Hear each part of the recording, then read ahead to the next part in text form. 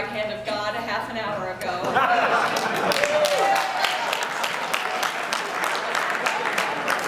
Clearly, you are in good company with a bunch of other godless sinners. So if not ascending into heaven in the last hour is not humiliating enough for you, I want to avoid all future embarrassment by urging you to turn off your cell phones and your pagers now. Yeah. Thank you. I want to have that happen in the next hour. That's how you remember for a lifetime.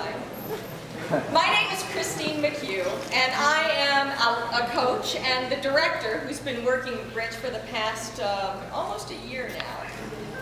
You know, what I like to say about my clients, the soundbite that I have, for my clients who choose to get up on stage and do a spoken memoir presentation with little or no theatrical background, it's the equivalent of jumping out of a plane.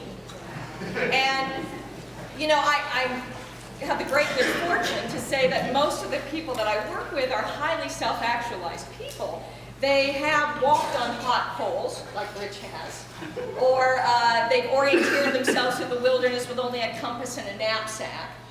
And so for those people who understand the powerful transformation that comes when you feel the fear and do it anyway, getting up on stage like this and telling your story is the logical next step.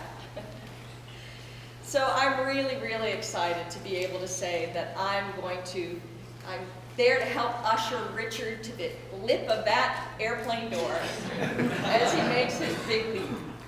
I met Rich just a little under a year ago in the final moments of a Byron Katie workshop. And as we were making our small talk, I told him that I was a life coach and that this was the kind of work that I did. Coincidentally, it happens that he had just seen a DVD presentation of one of my former clients, and he was saying that he thought that was what he wanted to do for his 50th birthday. So with a phone call the next day, we started the process. And Rich now has diligently, conscientiously, and thoroughly dredged through his past to help him to understand himself in the present and prepare himself to be the most loving person that he knows how to be as he goes forward into his future. You know, there is, it's a great process, and Rich would send me some of his work. I'd work on it offline, I'd make some suggestions, I'd send it back to him, and we'd have a 1-hour phone conversation once a week in which we would hone the pieces until it evolved into what you see tonight.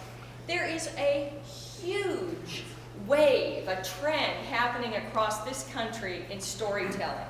I don't know if you've noticed it. It's really starting to become very popular. And I think it's because we're just finally starting to catch up as a culture with a lot of the more ancient cultures that really have always utilized storytelling as a rich tradition for bringing people together and creating community. How sad is it if you get to that point in your life, as Hamlet says, where you're ready to shuffle off this mortal coil, and you haven't shared your stories with the people that you love and who love you so very much? If that's something you ever think you want to do, I'm going to be around later on tonight. You can talk to me.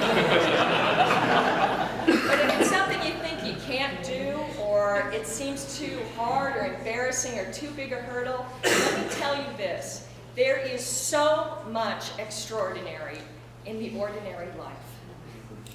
And you are going to see that tonight in 90 minutes of 8 carefully crafted pieces that make up the search for Richard Snyder. In the 1970s, Leonard Nimoy hosted a television show called In Search of ...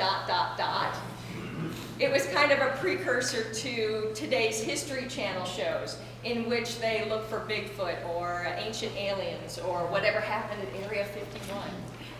In it, the voiceover narration states that tonight we will explore the explanations, but not possibly all of them, to the mysteries that we will examine. You know, I'm really glad that I've been able to work so closely and intimately with Rich and watch him so courageously examine the mysteries of his life. So, tonight, for one night and one night only, I give you, in one perfect 50-year-old package, the seeker, the lover, and the beloved, all rolled up in one, Richard Snyder.